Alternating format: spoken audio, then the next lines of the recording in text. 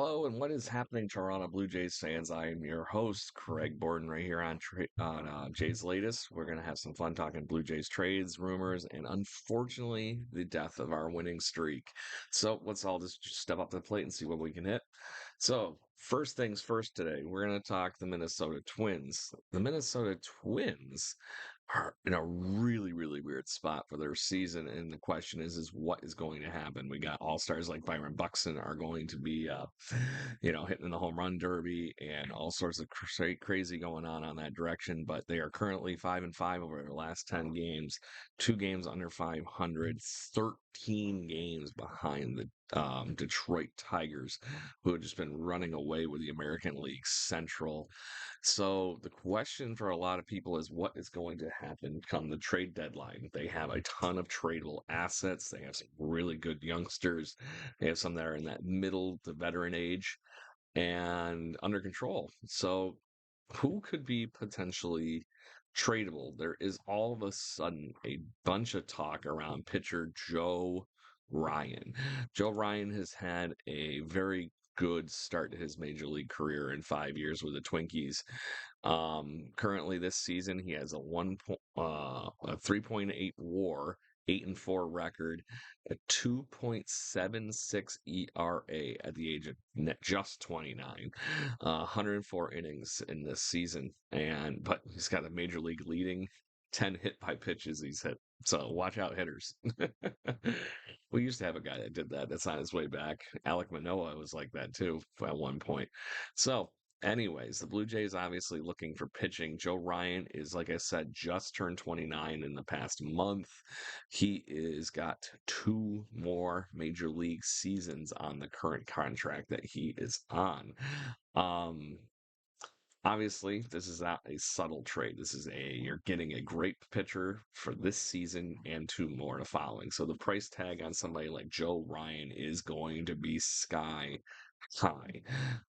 There's no way in heck the Blue Jays get out of that trade for that kind of a talent without trading Arjun Amala or Trey Savage. So there is a very high likelihood that one of those two would have to be the main headliner to that trade to solidify a deal with the Twins. And to that point, if it's something like Joe Ryan in that return, I'm going to think about it. I'm not saying I'm going to be perfectly running with it, but Savage for a guy that's already established at the major league level, it's kind of hard to scoff at, and not to mention the hurry up and win now thing. That just weighs greatly, especially when you are going to lose Bassett potentially at the end of the season. All these other pieces, holding on to somebody like Joe Ryan at least gets you matched up with Barrios' remaining years as a Toronto Blue Jay. And you got that to anchor out your bullpen or your starting rotation. So, anyways, could be really cool. I still question if the Twins actually do anything. I think they're going to be one of those teams that's caught in the middle and just holds their cards. And when they know they got Joe Ryan coming back next year, it's not really a big push. They don't have to do it. But Major League Baseball professionals and everybody running around, all of a sudden the trade rumors for Joe Ryan seem to be rather plentiful. And usually when they come in an assault like that, there's something to it. Just hope the Blue Jays are in on it. So, other news, we do not have a winning streak anymore. Yesterday afternoon, the White Sox squeaked out a tight one with the Blue Jays, um, 2-1. Some running gaffes, some errors, some little things that the Blue Jays have been doing really well. Button it up came up in this game, and they just lost it. So, it is what it is. Blue Jays only were able to collect, well, 1 run on 9 hits and couldn't just get guys around the bases, going 1 for 9 with runners in scoring position. And the only run that actually scored was on a Tyler Heineman bunt. Yes, you heard me. We had an RBI bunt for our only run yesterday after how hot this team has been. So it is what it is. That's how the cookie crumbles. But 9 hits yesterday for the Blue Jays, along with 2 walks, did not circle around to get an extra run to keep this winning streak going. That was 13th RBI for Tyler Heineman. Will Wagner also had 2 hits and was the one that scored on that bunt. Um, it's nice to see him getting a couple hits in because unfortunately he's probably one of the guys on the fence here when the Blue Jays actually do get some of their Varshows and company back. Eric Lawler had a great outing again. Because I'm calling it great because I'm only expecting him to throw 4 or 5 innings right now. 4 hits, 2 earned runs, walk, and 7 strikeouts, which was why he was exiting this game so quickly. 68 pitches, 2.78 ERA on the season still, but Lawler is doing exactly what I need him to do. He's the fifth starter. I just need him to keep it close. And at that time in the game, everything was very close. And the bullpen came in and just continued to mow through these White Sox hitters. So that was solidified at that point. They were not allowing any runs. Brandon Fisher, Brandon Little, Ryan Burt, and Yariel Rodriguez combined for 4 innings of no hits almost. Only allowing 2 hits in those innings, no walks. So the White Sox were effectively stopped in their tracks during that bullpen outing here. But like I said, White Sox squeaked it out.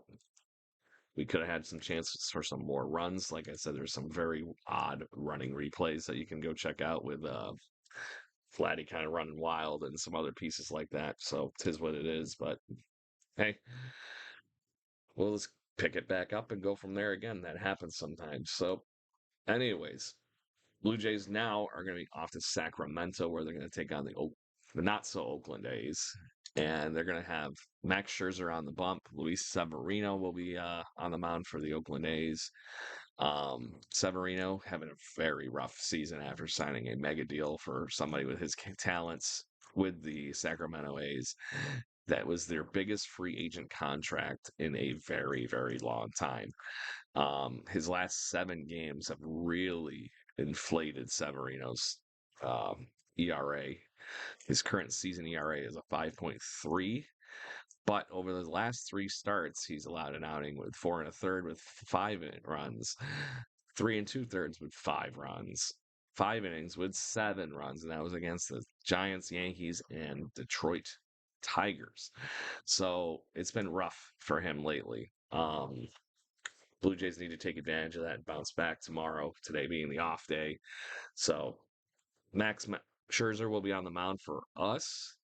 He'll be looking to continue to build on what he's been doing. Hopefully, the hand is feeling okay. The thumb has been bothering him a little bit, apparently, after the last start.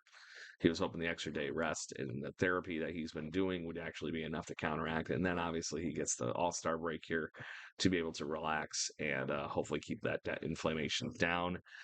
I question why rush him out there to do this start when you know he's having a rough time. I'd rather have him healthy after the All Star game, but maybe I'm just something about actually going out there and using it too is another thing.